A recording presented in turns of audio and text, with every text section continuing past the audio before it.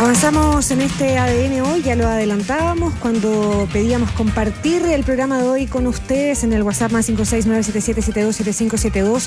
La Moneda vuelve a elevar el tono por los allanamientos en Villa Francia y el socialismo democrático se lanzó en contra de los dirigentes del Partido Comunista que siguen acusando aquí un montaje.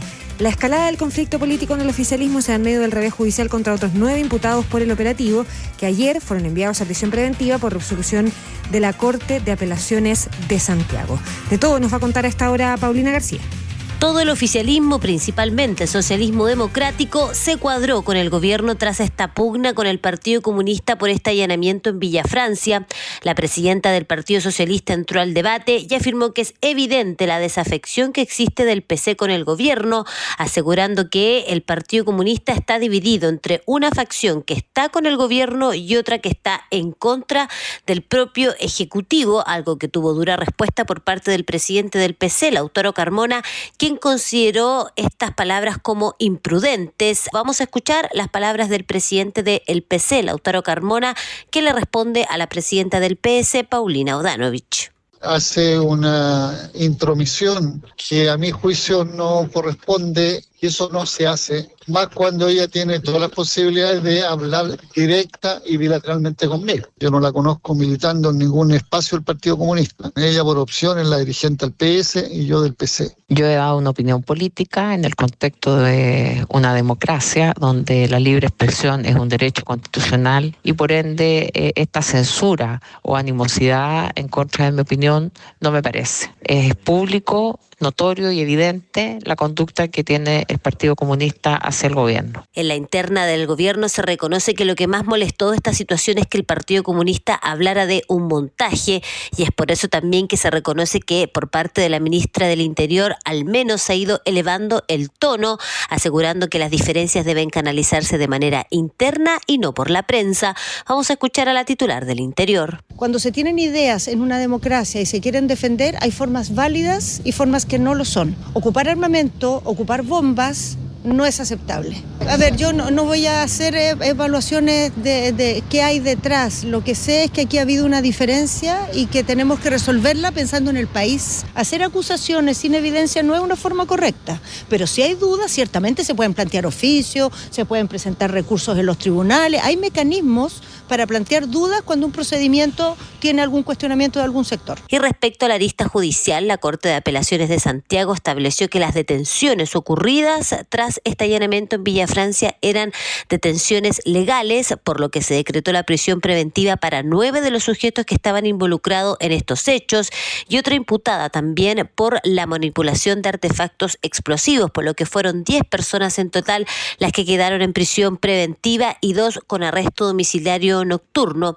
Escuchamos al fiscal Claudio Orellana y también a la representante de uno de los detenidos, la abogada María Magdalena Rivera, quien criticó la falta de evidencias presentadas por el Ministerio Público en torno al uso de cámaras GoPro durante el procedimiento. En el primer caso, la Ilustrísima Corte de Santiago acogió la petición del Ministerio Público y también de la querellante Ministerio del Interior. Sí existen antecedentes que justifican la existencia de los delitos por los cuales se formalizó. 9 imputados en la comisión del delito formalizado.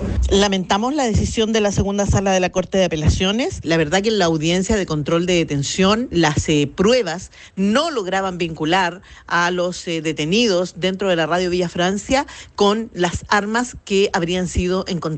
La Corte de Apelaciones estableció 90 días de plazo para la investigación, por lo que este capítulo de Villa Francia aún está lejos de terminarse. Paulina García, ADN.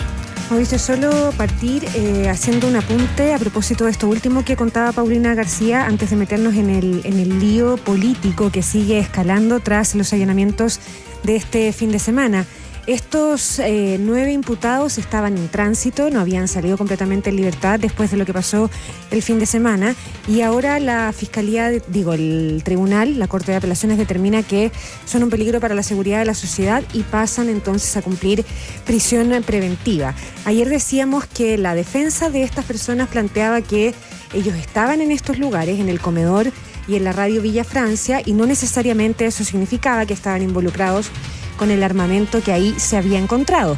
Pero ayer Lo que se da cuenta en esta audiencia es que hay un número relevante, importante de armas al interior del inmueble, de dimensiones bastante pequeñas. Una cantidad importante, relevante, 9 específicamente de personas al interior del inmueble, y conforme a los antecedentes por los cuales se ha consultado al final de la audiencia, específicamente la Ilustrísima Corte de Apelaciones, decía el fiscal, algunas de las armas estaban a la vista plenamente de las personas que pudieran haber estado, y entre ellos evidentemente los 9 imputados al interior de la propiedad. Se habla entonces de que las armas no estaban escondidas, no estaban ni siquiera en bolsos, que estaban a disposición de los imputados, y en esa lógica hay presunciones fundadas de su participación en esos delitos. Sí, sobre lo político que tú anticipabas, yo plantearía la siguiente mirada. Hay episodios recientes que se hace evidente que son, Paula, finalmente válvulas de escape de diferencias de fondo que se mantienen y que se van administrando en la normalidad, como que en régimen esas diferencias se van gestionando, se van tratando de morigerar y tal vez discutiendo en la interna, en el gobierno y entre sus partidos. Pero esos episodios recientes las hacen florecer esas diferencias, sí, claro, y las extreman incluso, o sea, las exacerban. ¿Cuáles son esas diferencias reales y latentes? Son esas diferencias que ya conocemos respecto, por ejemplo, del perfil político del gobierno, del programa que está incumplido, de las promesas que no se han plasmado en realidad, ¿no es cierto?, que no se han hecho carne.